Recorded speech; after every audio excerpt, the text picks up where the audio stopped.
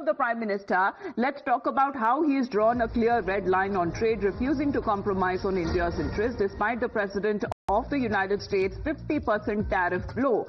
Farmer leaders have now hailed the Modi Sarkar for standing firm against the American pressure and safeguarding nation's agricultural sector.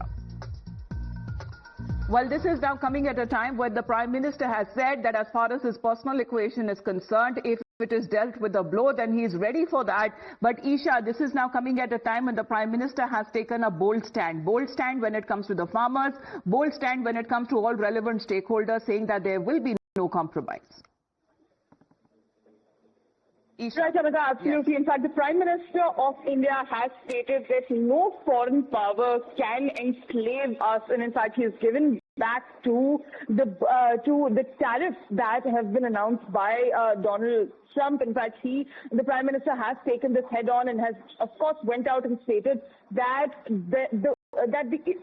people in the country will not have to suffer because of the tariffs, and the Prime Minister will ensure that this does not happen. This has been received extremely positively by farmer unions and farmers across India. In fact, they did meet Shivraj Singh Chauhan, who is the Agriculture Minister, the farmers, and now they have also expressed thanks for the Prime Minister, stating that the Prime Minister has managed to support them and also give them a peace of mind that there is nothing is going to go wrong and nothing is going to go against their interests. In fact, as I was also stating, the Prime Minister has reiterated that no foreign power can enslave us.